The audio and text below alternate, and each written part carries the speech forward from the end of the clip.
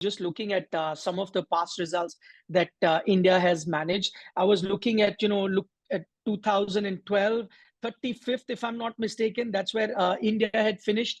Go back about 2006, 30th, I believe. From there to now winning the gold, it's not a long time. How do you see this journey, this trajectory that Indian chess has taken? It's a bit hit and miss, but we were not a team that could expect to dominate. We were a team that could turn up and try to fight for a reasonable position. In 2014, we won a medal. In 2018, we were 5th or 6th, and that too, 1 or 2 results would have pushed us higher, maybe a 4th or even a bronze. 2004 as well was good. So we've had a mix of good and certainly some not very flattering results. But this is a team that turns up and everybody expects it to win.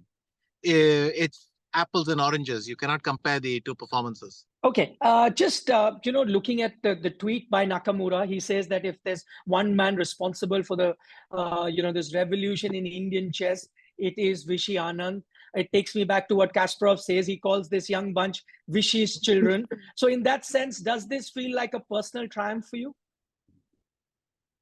Look, it's very nice of both of them, both Hikaru Nakamura and Kasparov, to put it that way. Certainly, I take credit for bringing chess to the attention of Indians and, keeping it in the news for all these decades. But there were, of course, a lot of people involved in the success of these youngsters. And this is really a moment of Indian chess. It's for the whole Indian community to celebrate. But as I said, I'm certainly very proud of the role I've played. Okay, does this, because I'm talking about Kasparov, does it take you back to 1992?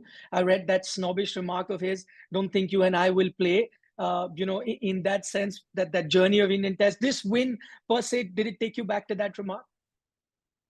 No, I didn't think of that one at all. During a rivalry, there will be a lot of biting remarks and things like that. You also have to take it, the way boxers pretend to trash talk each other before a match. You just have to leave it at that and move on. Okay, final couple of questions. How would you compare this dominance to that Soviet dominance that we saw? Of course, they started in the 50s and going on till the 60s. There was a bit of a hiccup with the US in the 70s, but from there on. But that to what the Indian men are doing at the moment. I tried to, when I saw how India had played, I tried to come up with historical examples of what are the teams which would have come close. And you're right, the only teams I can come up with are the Soviet ones. No other teams had this kind of dominance. But by the way, the Soviet team was expected to dominate. Our current team was expected to win. And they outperformed and dominated the tournament. So let's put it that way. I don't think our team will come where they are the only reasonable contender, but they certainly are a very strong contender, and I think that will remain the case for the next 10 years. Finally, before I let you go, you've been very generous with your time. You spoke about, some individual performances, Arjun and Gukesh, of course, the 2 performances that stand out. But just talking about Gukesh himself, the World Championship, do you think he's primed for that later in the year? I know Din Liren wasn't here at the Olympiad, but how do you see that matchup looking at how Gukesh is performing at the moment? For Gukesh, this is a sensational result. In ELO terms, he has performed at a 3,000 clip. Just to give you an idea, the top players in the world there's one in 2800s and most of them are in the 2700s. So he's performed at a clip about 200, 250 points higher. That's in fact too good. I don't even know what he can take with us to the match in Singapore. But he can go there with confidence. He's able to focus well. He's disciplined. He doesn't get distracted by all the other things. And he plays a mean game. That's a lot to take with you.